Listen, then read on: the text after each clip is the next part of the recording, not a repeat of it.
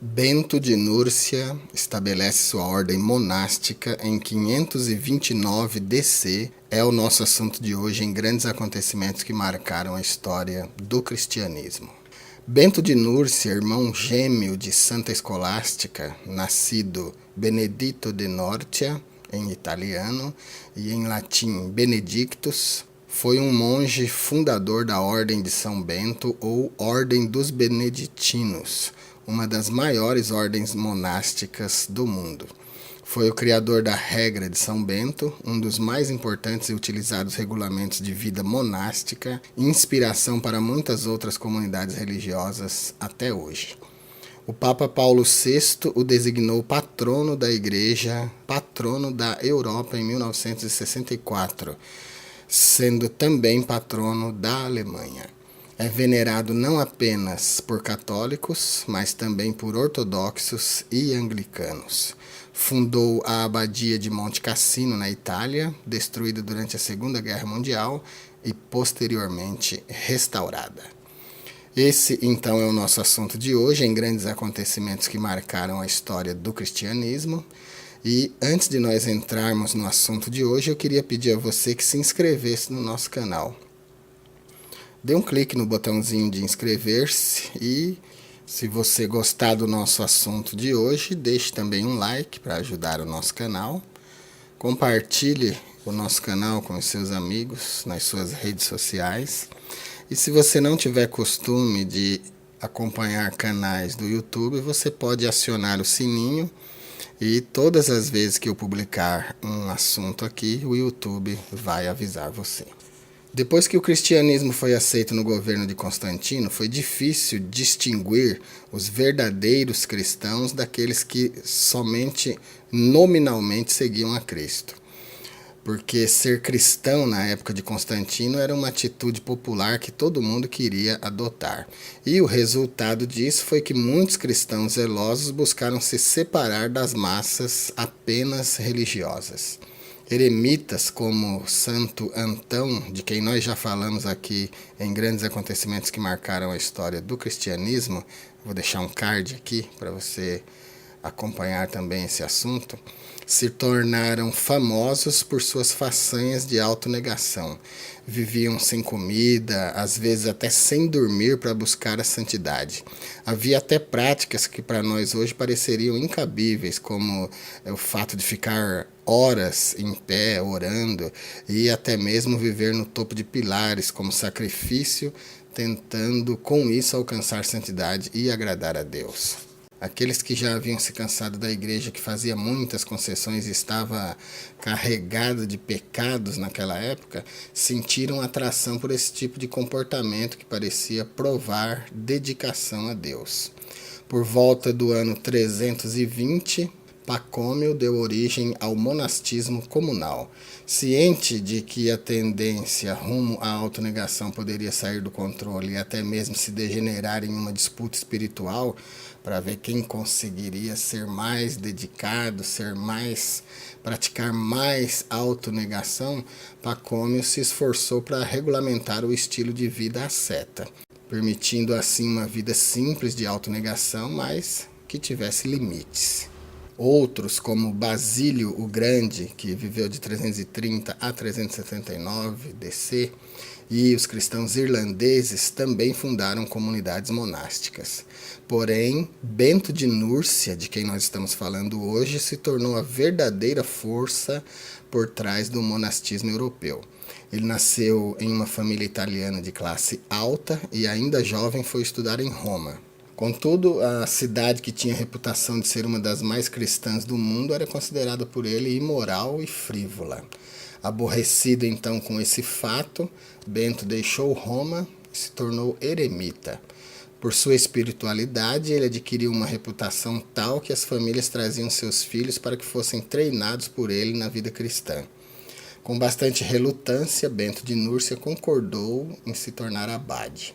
Quando, porém, ele se mostrou um disciplinador mais austero, o entusiasmo que as pessoas tinham por ele se arrefeceu. Um certo monge tentou até mesmo envenená-lo. Depois desse atentado, temendo por sua vida, Bento se escondeu em uma caverna e depois deixou aquela região. Contudo, os seus problemas ensinaram uma importante lição. A disciplina é boa, mas expõe a fragilidade das pessoas, da natureza das pessoas que não praticam disciplina.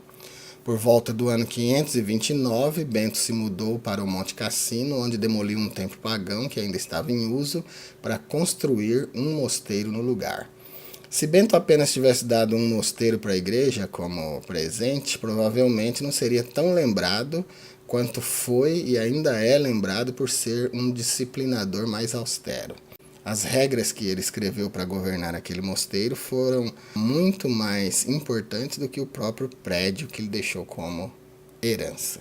Bento concebeu o mosteiro como uma comunidade autocontrolada e autossustentada que tinha seus campos e oficinas.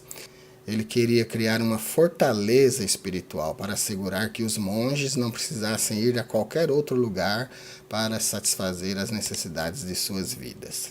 Dentro desse confinamento da comunidade, os monges teciam as próprias roupas, plantavam a própria comida e faziam sua própria mobília. Vagar fora do perímetro do mosteiro era considerado grande perigo espiritual. É uma forma de se misturar com o mundo, portanto não era bem visto. Como Bento já vira antes, alguns dos pretensos monges tinham um comportamento muito fraco. Assim ele criou um noviciado de 1 ano. Era um tempo no qual o monge poderia decidir se aquele estilo de vida era realmente o que ele queria. Somente então, depois desse período de testes, é que ele faria os votos que o desligariam completamente do mundo. Era o voto de pobreza, que exigia que ele entregasse todos os seus bens pessoais à comunidade, o voto de castidade, que o levava a renunciar a todos os relacionamentos sexuais, e o voto de obediência, que era a promessa de obedecer aos líderes do mosteiro. A adoração desempenhava papel muito importante na vida monástica. A região de São Bento prescrevia 7 cultos por dia, incluindo-se um culto de vigília que acontecia às 2 horas da manhã, considerado por eles muito importante. Cada culto tinha cerca de 20 minutos e consistia praticamente da recitação de salmos. Além da adoração pública, os monges tomavam parte em devoções pessoais como leitura da Bíblia, meditação e oração. Embora muitos acusassem as comunidades monásticas de se afastarem do mundo, os monges sempre oravam por quem estava fora dos seus muros. Mas apesar de os monges orarem pelos que estavam fora dos muros do monastério, esse tipo de comportamento de completa separação parecia conflitar com o id do mestre, conforme registrado em Marcos 16,15, e disse-lhes: ide por todo o mundo, pregai o evangelho a toda criatura. A regra do monastério declarava que o ócio é o inimigo da alma. Assim, todos os monges tinham que tomar parte no trabalho manual, incluindo a preparação de alimentos.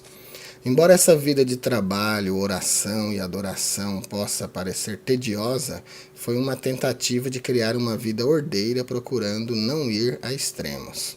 Bento também tentou disponibilizar a vida santa aos seres humanos comuns, aqueles que viviam fora do monastério. Em sua regra, ele escreveu: se parecemos muito severos, não se assuste e não saia correndo.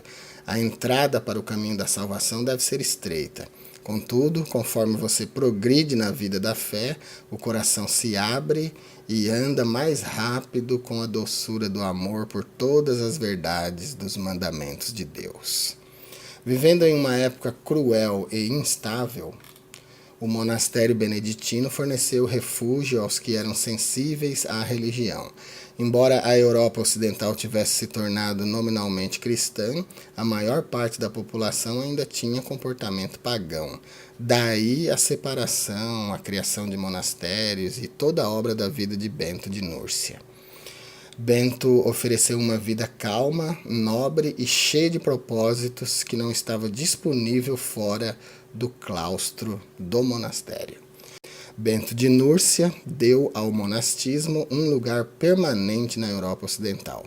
Sua regra orienta comunidades monásticas há vários séculos e ainda está em vigência até hoje.